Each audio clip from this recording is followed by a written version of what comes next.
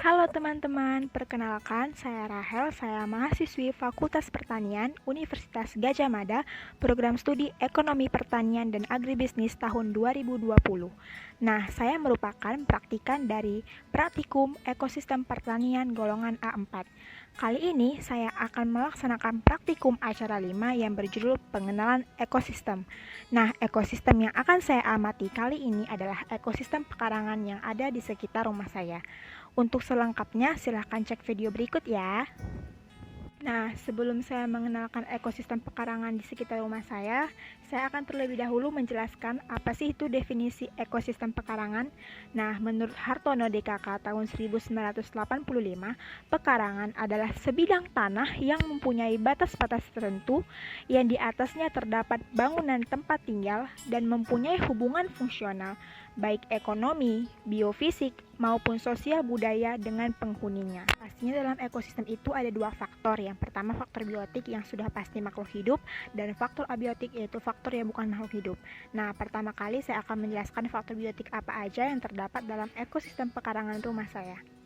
Nah, di ekosistem pekarangan rumah saya ada cukup banyak tanaman yang ditanami seperti tanaman herbal, tanaman hias, maupun tanaman buah. Saya akan menjelaskan masing-masing tanaman yang ada di dalam ekosistem pekarangan rumah saya.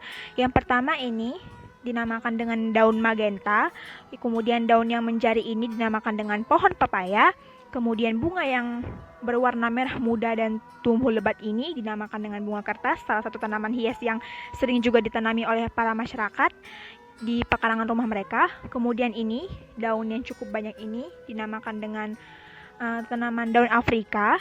Kemudian ini daunnya yang tipis dan panjang ini dinamakan dengan pohon palem. Kemudian ini batang yang cukup tinggi, batangnya cukup tinggi dan pohonnya sudah sangat besar dinamakan dengan pohon nangka. Ada nangkanya di situ. Kemudian ini adalah tanaman pohon jambu biji. Kemudian kita beralih ke ukuran tanaman yang lebih kecil. Nah, di sini ada tanaman buah alpukat.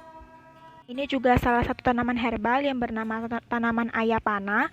Kemudian ini juga tanaman herbal, ini bernama katuk. Kemudian ini daun yang kecil-kecil ini dinamakan dengan tanaman daun dewa. Kemudian ini daun dewa juga. Kemudian ini pohon yang cukup menjulang tinggi ini dinamakan dengan pohon kuini. Kemudian ini sama seperti sebelumnya tadi, ini adalah pohon pepaya.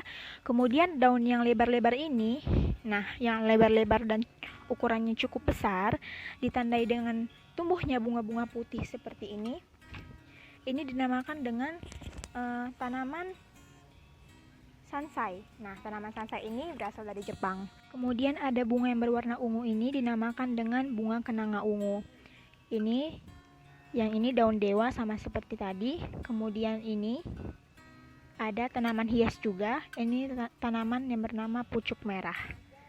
Kemudian ini adalah salah satu gulma yang juga sering terdapat di pekarangan-pekarangan pada umumnya. Nama gulma ini adalah urang-urang.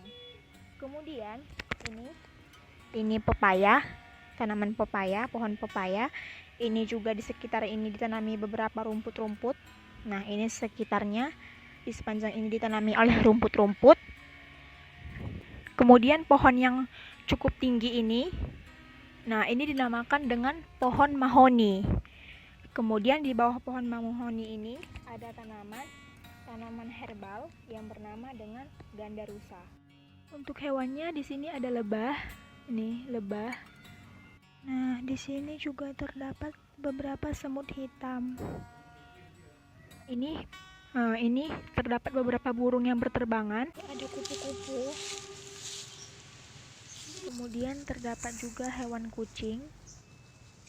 Untuk faktor abiotik yaitu suhu sebesar 28 derajat Celcius, kelembaban sebesar 81%, tanah, udara, air, dan cahaya matahari. Komponen autotrof yang terdapat dalam ekosistem pekarangan yang diamati adalah tanaman, sedangkan komponen heterotrof yang terdapat dalam ekosistem pekarangan yang diamati adalah hewan. Sekian pengamatan ekosistem pekarangan rumah saya. Jika ada kesalahan mohon dimaafkan.